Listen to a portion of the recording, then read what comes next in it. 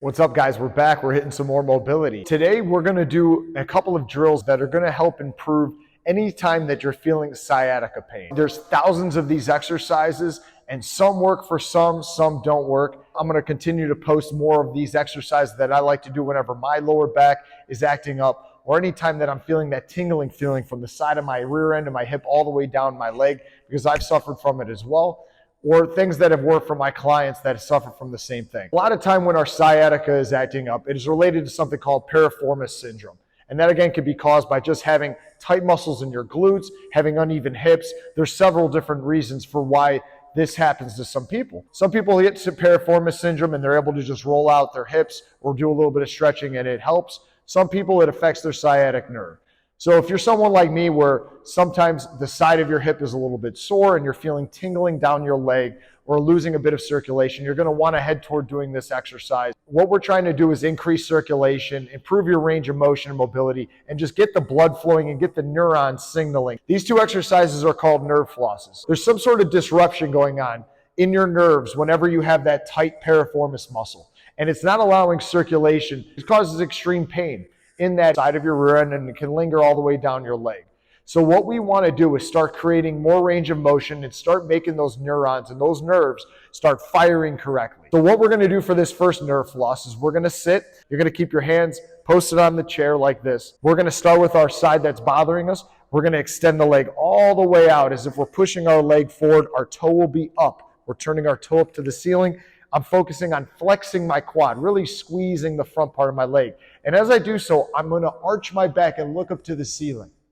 As far back as I can go. I'm not going to lean. I'm not falling. Again, I'm just sticking my chest up and looking on up as my leg extends, and I'm squeezing my quad. Now from here, I'm going to do the inverse. I'm going to go on down and bring my heel back as far as I can, squeezing through my hamstring. And I'm going to take my neck and I'm going to just look and gaze down. And again, spend a second here. Squeeze my hamstring. You want to take your time. You want to be conscious of what you're doing. Think of that chin goes up as the leg extends. Chin goes down. We're squeezing through the hamstring. Nice and easy in both directions. Do this for a minute or two on each side. After you're done with one side, as always, for symmetry, even if the other side's not bothering you, just do it anyway. And do this several times throughout the course of your day. All right, so the second exercise that we're going to do, we're going to head to the floor. So we just want to floss that nerve. We're going to lay on our back on the floor. You're going to have both legs bent. We're going to keep our head back. From here, we're going to grab the leg we want to work, and we're just going to hold and support behind the thigh. Now from here, nice and easy like what we did on the bench. We're just going to raise that leg all the way up to the ceiling as far as we can, keeping our toe back. So I'm trying to touch the ceiling with the bottom of my foot. As I'm doing so, I can start feeling the stretch behind my leg all the way in my hamstrings. But from there, I want to flex into my quad. I want to start flexing my quad. Hold it for a second, and then I'm going to release. Bring my heel all the way to my butt and squeeze through the back of my leg. Squeeze through my hamstring. Squeeze for, spend a second there.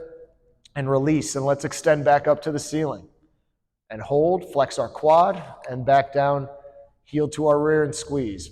And again, we want to spend a good second or two holding in that flex position. Thinking about what we're doing. We're going very slow. We're being very conscious of what we're doing.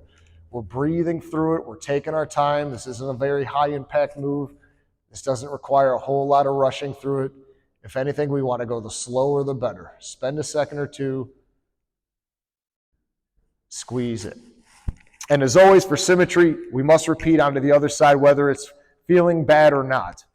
So add these two nerve flosses anytime that you're feeling tightness in the side of your hips and glutes and you're feeling that sciatic nerve pain. Think about increasing range of motion through your legs. The sitting and staying sedentary whenever we're having this pain in our back is probably going to be the worst thing we want to do. We want to start increasing range of motion and circulation. You got to start getting those neurons firing. You got to start getting them moving. I understand it's very hard to do when that's happening. It's very debilitating because it hurts to walk. It hurts to stand. So this is what you're going to want to do. You're going to want to start with first these two moves, a minute or two on each side per exercise. Do this several times throughout the day. There's no excuse that you didn't have time, that you can't do it. As you see, we were sitting and we were laying on the floor. You could do this while you're watching some of your favorite shows. Something very simple and low impact like this will go a long way for you, I promise. Get after it, guys.